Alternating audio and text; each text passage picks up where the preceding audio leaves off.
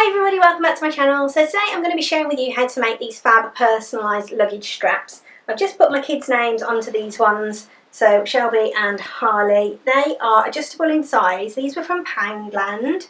I bought them last week and they've got loads of really fun stuff in their travel section at the moment, and I thought these were a great way to help in the airport to identify our suitcases, because you know what it's like. You look at the luggage carousel and every bag looks exactly the same, but I thought these are going to be great to help us to identify our suitcases if we get to go away at some point in the near future. So I'm going to show you the whole process of designing the name and everything and putting it on using HTV. I am using an easy press today, but you'll be able to use an iron if that's all you've got at home, and I'll show you how to do all of that today. So let's jump straight in and get going.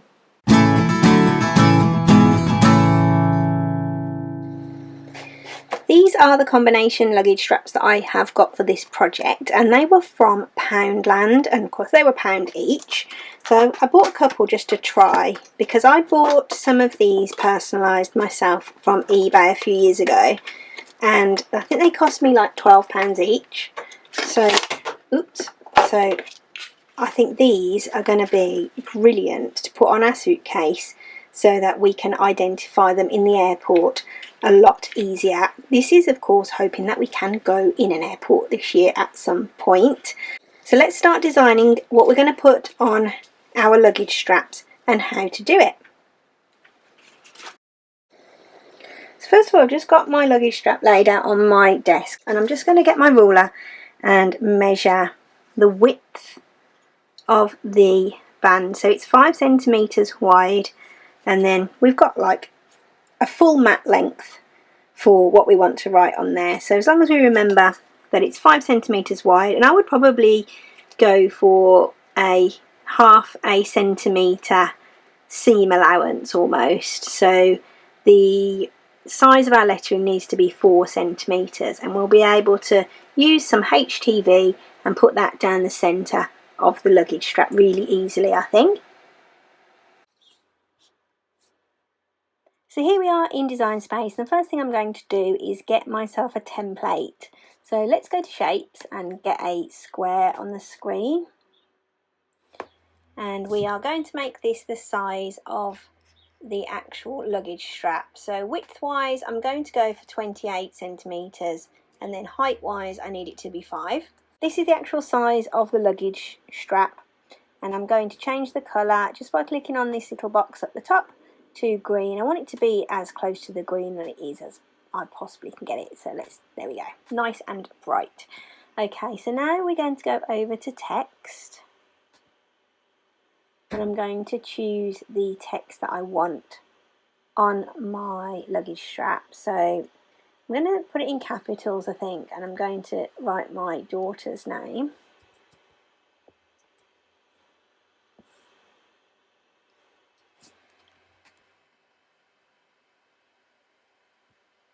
I'm going to now change the font on that.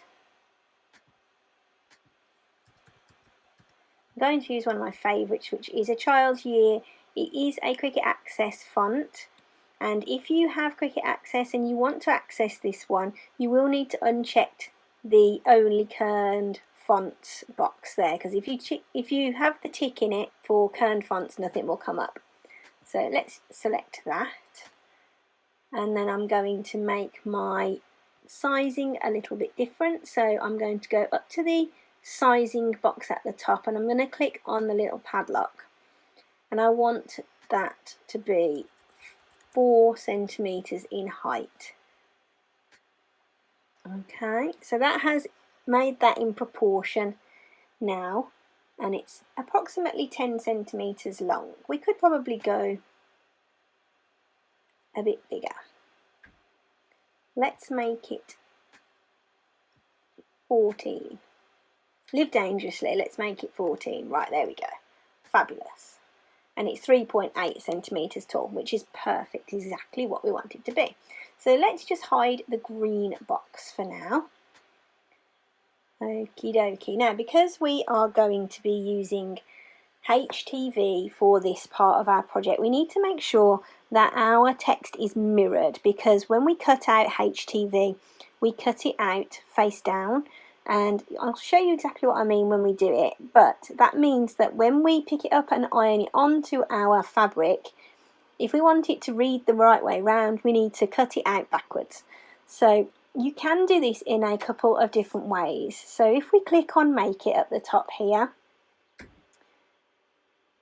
it'll go through to the matte screen, and you can either mirror from here, so you can click on the mirror there and you can see now it's flipped her name backwards. Or what I prefer to do, instead of mirroring on the mat, I like to mirror my text on the canvas. So I will make sure that's selected, and it is, and I just go up the top and I click on flip, and I just flip it horizontally, so it's actually mirrored already, so I don't have to worry now. If I forget to do it, it's not an issue. The material I'm going to be using today for this project is a Polyflex Premium White from Green Stick Materials or GM Crafts. I know a lot of you probably have used GM Crafts before. It's a Polyflex, so it's quite flexible when you put it onto things that are going to have a lot of movement in them. This is available on their website. This is actually also certified as a vegan product, which I know some of you might be interested in. It is an easy weed HTV. You need to press it for 15 seconds with a medium pressure, but I'm using a Cricut Easy Press today, so I will be pushing down on it quite hard, as much as I can. And it goes on at 160 degrees Celsius. You can use an iron, and it's a warm peel as well, so that's just something else to remember. I'm just going to show you now how to identify which side you need to cut your HTV on, because it's not always that obvious. And on the screen on the computer, when you go through to your Make It section, it does tell you to make sure that your iron-on material is face down and shiny side down, and this is the one side of it, and then this is the other side of it, and they both look relatively shiny, don't they? But you just need to make sure that this is the very, very shiny side, and this in effect is like your transfer paper or your transfer tape that you would normally use to apply regular adhesive vinyl onto something.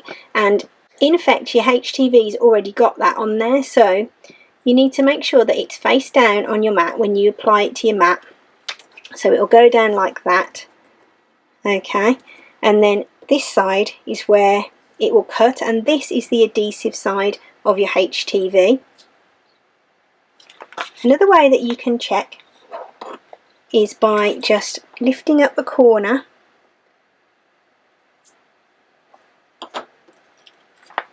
and then you'll be able to see the carrier sheet underneath, so you'll know which way around it needs to go by doing that as well. But let's put it onto the mat now. I'm going to just use a standard grip mat today.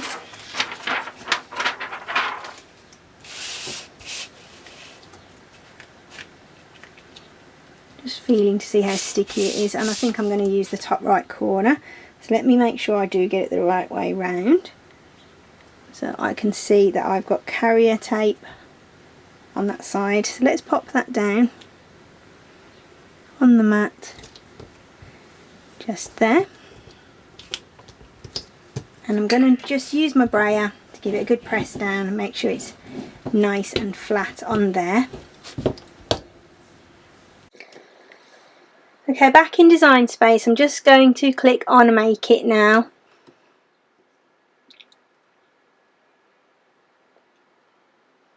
And because I'm using the top right hand corner of my mat, I'm just going to drag my design over to the top right, and then I'm going to click on Continue.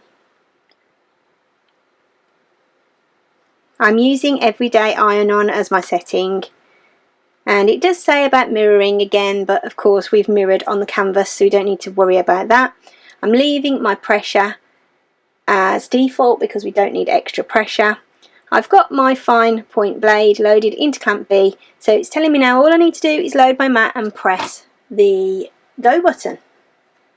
So as you can see, the machine is ready for me to load the mat. The flashing double-ended arrow is already on the go. So let's just pop that in and press the button. And then we're ready to hit the flashing C button.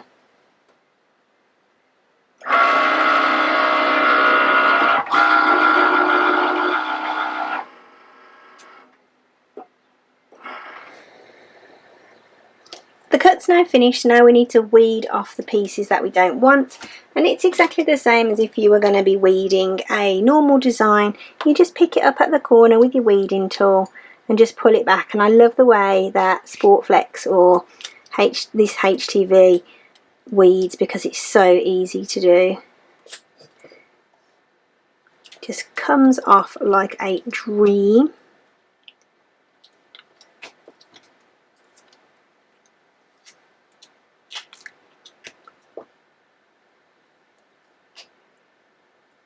It's actually quite therapeutic, I think, when you're weeding a HTV, because I find it so much easier when it's got the transfer paper or transfer tape already attached.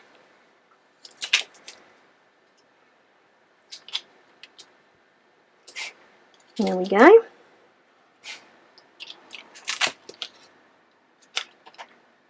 And if we turn it the right way around, there it is, ready to go on.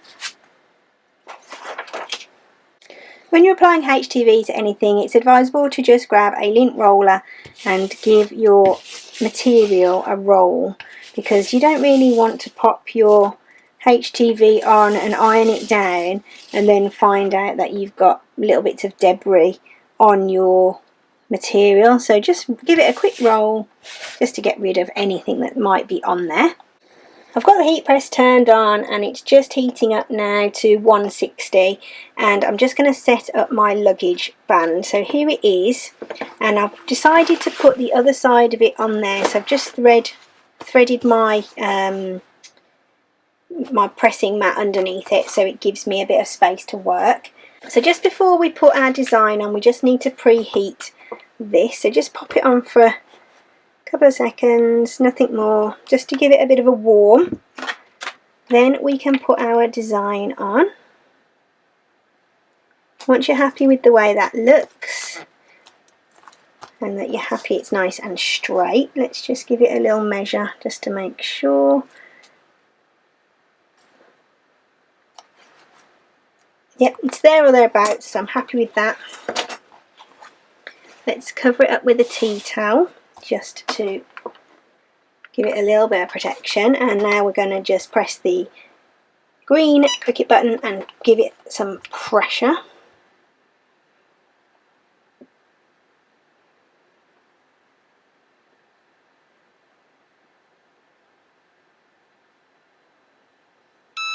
Okay, that should be done now. It's a warm peel as well.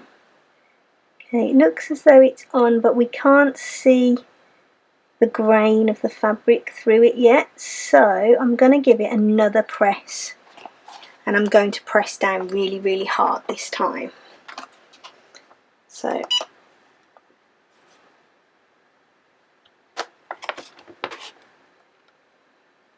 try to be careful not to move your press like I just did.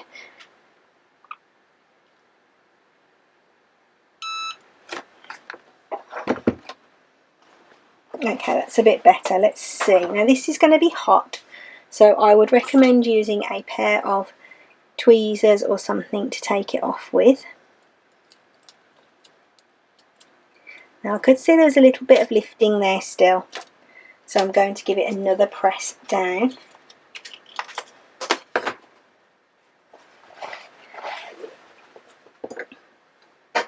I want to be able to see the grain of this luggage strap through the HTV, and I can't see that yet. I'm going to try using the actual edge.